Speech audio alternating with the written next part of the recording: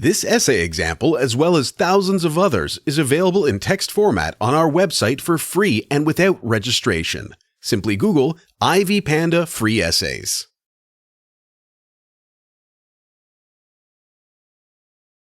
A Rose for Emily by William Faulkner vividly depicts the gradual decline of the Southern aristocracy in the Civil War aftermath.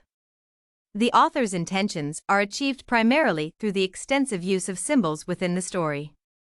In particular, the symbol of the house is of primary importance since it stands for the demise of the pre-Civil War epoch. The author develops this symbolism through several clues incorporated within the narrative for readers to discover. Indeed, extensive descriptions of the Griersons' mansion vividly represent the deterioration of their pre-Civil War well-being.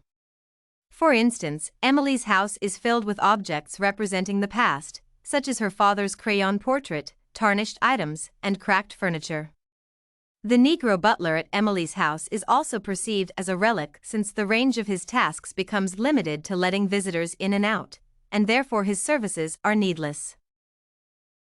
The author deliberately mentions the former splendor of the house, which had once been white, decorated with cupolas and spires and scrolled balconies in the heavily lightsome style of the 70s. However, over time, the luxurious appearance of the house and its prestigious location come to nothing. Only Miss Emily's house was left, lifting its stubborn and coquettish decay above the cotton wagons and the gasoline pump's eyesore among eyesores.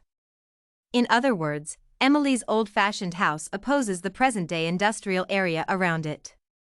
Hence, the author emphasizes the conflict between Emily and her community, which is a driving force of the story.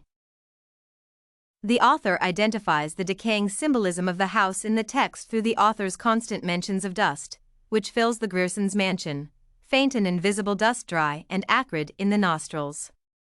Stagnation is further emphasized by the use of the adjectives even, patient, and biting. Beside him lay that even coating of the patient and biting dust. In such a manner, the author highlights that the time stood still in the Griersons' mansion for years. Furthermore, dust defines a specific smell and atmosphere of the house in general. A dim hall, smelled of dust and disuse, a close, dank smell. Later on, terrible malodor starts emanating from the house outside, which naturally disturbs Jefferson's townspeople. Emily Grierson's denial of the new reality and reluctance to adapt to new social norms gradually lead to her isolation from the community of Jefferson. As a result, the dusty house becomes Emily's only shelter from the contemporary world, and so she died. Fell ill in the house filled with dust and shadows. The reader perceives this fundamental opposition between Emily and her community when townsmen enter the house. A faint dust rose sluggishly about their thighs. The violence of breaking down the door seemed to fill this room with pervading dust. As one can easily observe, entering the house is described as a transfer to another universe, the world of the past, where dust is the only thing that welcomes Jefferson townspeople. The biblical dust-to-dust concept is another significant association that further supplements the symbolism of the house. Thus, Emily's house symbolizes the decay of the pre-Civil War upper class, who failed to accept the inevitable changes and new values established in the New South. Through the extensive descriptions of the Griersons' house, William Faulkner emphasizes the necessity to adapt to new conditions of life.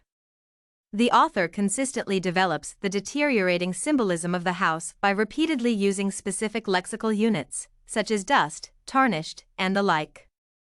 Due to the presence of this symbol, readers perceive the literary work as not only Emily Grierson's life story but as a representation of a historically significant shift in the United States worldview. If you want to find more works like this essay on the symbolism of the house in A Rose for Emily by Faulkner, head over to ivypanda.com. It has a collection of samples with thousands of submissions covering virtually all academic subjects.